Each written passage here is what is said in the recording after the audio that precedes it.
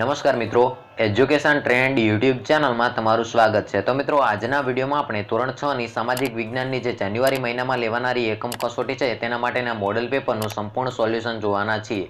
તો મિત્રો, વિડીયોને પૂરો જુઓ એવી વિનંતી, અને જો તમે આપણી ચેનલ પર નવા છો તો ચેનલને સબસ્ક્રાઇબ કરી અને બાજુમાં આપેલું બેલ આઇકન દબાવી દેજો, જેથી કરીને મિત્રો આવા દરેક મોડેલ પેપરના સોલ્યુશનના વિડીયો તમને આ ચેનલ પર સૌથી પ્રથમ મળી રહેશે, અને જેના કારણે તમે જાન્યુઆરી મહિનામાં લેવાનારી એકમ કસોટીમાં સારા એવા માર્ક્સ મેળવી શકશો। તો મિત્રો, જોઈએ ધોરણ 6 ની સામાજિક વિજ્ઞાનની જાન્યુઆરી મહિનામાં લેવાનારી એકમ કસોટીના મોડેલ પેપરનું સંપૂર્ણ વિગતવાર સોલ્યુશન। તો મિત્રો, જોઈએ ધોરણ 6 ની સામાજિક વિજ્ઞાનની જાન્યુઆરી મહિનામાં લેવાનારી એકમ કસોટીના મોડેલ પેપરનું સંપૂર્ણ સોલ્યુશન। તો મિત્રો, આ સોલ્યુશનના કુલ ગુણ 25 માર્ક્સ છે અને આ પેપર લખવા માટેનો સમયગાળો 1 કલાકનો રહેશે। તો પ્રશ્ન નંબર 1 જોઈએ કે જૈન ધર્મએ કયા 5 મહાવ્રતો આપ્યા હતા। તો મિત્રો, જૈન ધર્મે જે 5 મહાવ્રતો આપ્યા હતા તેના વિશે જણાવવાનું છે। તો એનો જવાબ જોઈએ કે અહિંસા, સત્ય, બ્રહ્મચર્ય, અસ્ત એટલે કે ચોરી ન કરવી, અને અપરિગ્રહ એટલે કે સંગ્રહ ન કરવો જેવા 5 મહાવ્રતો આપ્યા હતા। તો તેમજ બીજો પ્રશ્ન જોઈએ, પ્રશ્ન નંબર 2, ઉચ્ચ પ્રદેશોનું મહત્વ, એના વિશે ટૂંક નોંધ લખવાની છે। તો મિત્રો, આ પ્રશ્નના કુલ ગુણ 3 માર્ક્સ રહેશે। તો તેનો જવાબ જોઈએ કે લાવાની કાળી ફળદ્રુપ જમીનથી બનેલા ઉચ્ચ પ્રદેશોમાં કપાસનો પાક સારો થાય છે। આ ઉપરાંત પ્રાચીન નક્કર ખડકોના બનેલા ઉચ્ચ પ્રદેશમાંથી લોખંડ, મેંગેનીઝ, સોનું વગેરે કિંમતી ખનિજો મળી આવે છે, અને ઉચ્ચ પ્રદેશોના ઘાસવાળા ઢોળાવો પશુપાલન પ્રવૃત્તિ માટે અનુકૂળતા ધરાવે છે। આ ઉપરાંત કેટલાક ઉચ્ચ પ્રદેશો પ્રવાસન ઉદ્યોગ અને ફિલ્મોના શૂટિંગ માટે બહુ અનુકૂળ હોય છે। તેમજ પ્રશ્ન નંબર 3 જોઈએ, ગ્રામ પંચાયતના કાર્યો જણાવો। તો મિત્રો, અહીંયા તમારે ગ્રામ પંચાયતના કાર્યો વિશે નોંધ લખવાની છે, તેમજ ગ્રામ પંચાયતના જે કાર્યો હોય છે તે જણાવવાના છે। તો મિત્રો, આ પ્રશ્નના જવાબના કુલ ગુણ 3 માર્ક્સ રહેશે। તો તેનો જવાબ જોઈએ કે ગામના દરેક ઘરને નંબર આપવા, આ ઉપરાંત ઘર વપરાશ અને પીવાના પાણીની વ્યવસ્થા કરવી, તેમજ ગામમાં જાહેર રસ્તાઓ બનાવવા, આ ઉપરાંત ગામના રસ્તાઓની સફાઈ તેમજ ગંદા પાણીના નિકાલ માટેની વ્યવસ્થા કરવી, આ ઉપરાંત જાહેર મિલકતોની જાળવણી કરવી, ગામમાં આરોગ્ય વિષયક સગવડો ઊભી કરવી, તેમજ શિક્ષણ માટે જનજાગૃતિ અને ફેલાવો કરવો। આ ઉપરાંત 7 નંબરનું કાર્ય છે કે ગામમાં દીવાબત્તીની વ્યવસ્થા કરવી અને ગામમાં પ્રાથમિક શિક્ષણની સુવિધા ઊભી કરવી, તેમજ એ શિક્ષણ માટે જનજાગૃતિ અને ફેલાવો કરવો। આ ઉપરાંત આગળ જોઈએ કે ગ્રામ વિકાસનું આયોજન કરવું અને ગામના ખેતરોમાં પાકોની સંભાળ રાખવી, તેમજ ગૌચરની જાળવણી કરવી, આ ઉપરાંત જમીન દફતરની જાળવણી કરવી। તો મિત્રો, આ રીતે તમે ગ્રામ પંચાયતના કાર્યો વિશે જવાબ લખી શકો છો। તો પ્રશ્ન નંબર 3 નો બ જોઈએ કે સેલ્યુકસ નિકેતર સાથેના યુદ્ધ બાદ કયા પરિણામો આવ્યા।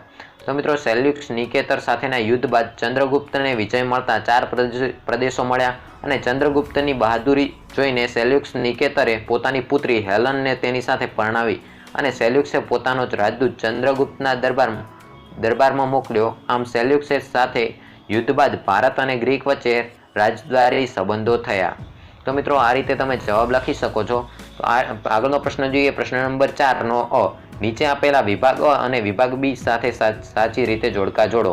તો મિત્રો, અહીંયા જોડકા આપેલા છે જે તમે વિડીયોમાં જોઈ શકો છો, તેને સાચી રીતે જોડવાના રહેશે। તો મિત્રો, અહીંયા તમને જવાબ આપેલો છે કે 1 ને C સાથે જોડવાનો રહેશે, તેમજ બીજા નંબરને A સાથે, તેમજ ત્રીજા નંબરને B સાથે, તેમજ 4 નંબરનું જોડકું E સાથે, તેમજ 5 નંબરનું જે જોડકું છે તેને D સાથે જોડવાનું રહેશે। એટલે કે ઈસન આવી રીતે તમારે જોડકા જોડવાના રહેશે। તો મિત્રો, વિડીયોની અંદરથી જોઈ અને તમે તમારી પ્રેક્ટિસ માટે જોડકા જોડી શકો છો। તો આગળનો પ્રશ્ન જોઈએ, પ્રશ્ન નંબર 4 નો બ, સ્થાનિક સરકાર એટલે શું સમજાવો। તો મિત્રો, અહીંયા તમને જવાબ આપી દીધેલો છે। તો મિત્રો, હજી સુધી ચેનલને સબસ્ક્રાઇબ ન કરી હોય તો પ્લીઝ ચેનલને સબસ્ક્રાઇબ કરી અને બાજુમાં આપેલું બેલ આઇકન દબાવી દેજો, જેથી કરીને મિત્રો દરેક મોડેલ પેપરના સોલ્યુશનના વિડીયો મૂકવામાં આવશે, જેથી કરીને તમે સૌથી પહેલાં એ વિડીયો જોઈ શકશો અને સરળતાથી સોલ્યુશન કરી શકશો। તો મિત્રો, જોઈએ પ્રશ્ન નંબર 4 નો જવાબ, પંચાયતી રાજમાં સ્થાનિક સરકાર એટલે કે ગ્રામીણ પ્રશાસન। તો તેના 3 મુદ્દા આપેલા છે કે ગ્રામ પંચાયત, તાલુકા પંચાયત અને જિલ્લા પંચાયત, અને શહેરી પ્રશાસન એટલે કે નગરપાલિકા અને મહાનગરપાલિકા। તો સ્થાનિક કક્ષાએ લોકો મતદાન દ્વારા પોતાના પ્રતિનિધિઓ ચૂંટે છે, અને એ પ્રતિનિધિઓ સંસ્થાનો વહીવટ કરે છે, તેને સ્થાનિક સ્વરાજ્ય કહેવામાં આવે છે। આ ઉપરાંત આ પ્રકારની સંસ્થાઓ સ્થાનિક સ્વરાજ્યની સંસ્થાઓ કહેવાય છે, અને ગ્રામ પંચાયત, તાલુકા પંચાયત અને જિલ્લા પંચાયત અને ગ્રામીણ સ્થાનિક સ્વરાજ્યની સરકાર છે। આ ઉપરાંત નગરપાલિકા અને મહાનગરપાલિકા એ શહેરી સ્વરાજ્યની સરકાર છે। તો મિત્રો, આગળનો પ્રશ્ન જોઈએ, પ્રશ્ન નંબર 5 નો અ, ગૌતમ બુદ્ધનો મુખ્ય ઉપદેશ શું હતો। તો મિત્રો, ગૌતમ બુદ્ધનો મુખ્ય ઉપદેશ શું હતો તેના વિશે જવાબ લખવાનો રહેશે। તો અહીંયા આપેલું છે કે આમીના કલ્યાણમાં આસક્ત રહેવાના બદલે સદવિચારયુક્ત જીવન જીવવું જોઈએ. આ ઉપરાંત તમામ પ્રાણીઓ સાથે અહિંસાથી વર્તવું જોઈએ તે મનુષ્યનું સૌથી મોટું કર્તવ્ય છે. આ ઉપરાંત ઉચ્ચ કુટુંબમાં જન્મ લેવાથી મનુષ્ય મહાન બનતો નથી પણ પોતાના કર્મથી મહાન બને છે. તેથી સમાજમાં ઊંચ નીચેના ભેદભાવ કરવા જોઈએ નહીં. આ ઉપરાંત સ્ત્રીઓને સમાજમાં પુરુષો જેટલા જ સન્માન અને અધિકાર આપવા જોઈએ. 5 નંબરનું છે કે પ્રાણી માત્ર પર દયા રાખવી જોઈએ.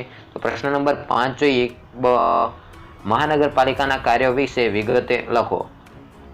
તો મિત્રો અહીંયા મહાનગરપાલિકાના કાર્યો વિશે નોંધ લખવાની છે કે જાહેર સ્વચ્છતા અને જાહેર આરોગ્યની જાળવણી કરવી. તો બીજા નંબરનું છે કે શહેરના લોકોને પીવાનું ચોખ્ખું પાણી પૂરું પાડવું.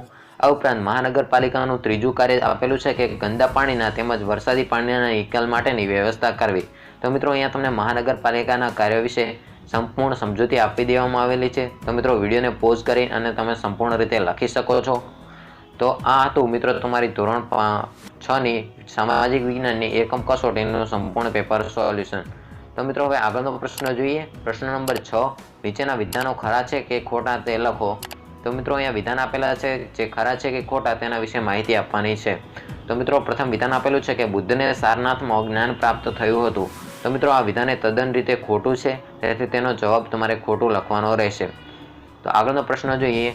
પ્રશ્ન નંબર 2, તો મિત્રો અહીંયા વિધાન આપેલું છે બીજા નંબરનું કે ચંદ્રગુપ્તે પોતાની અંતિમ અવસ્થા શ્રવણ બેલગોડામાં વિતાવી હતી. તો મિત્રો આ વિધાનને ખરું છે, ત્યાંથી તમારે ખરું લખવાનું રહેશે.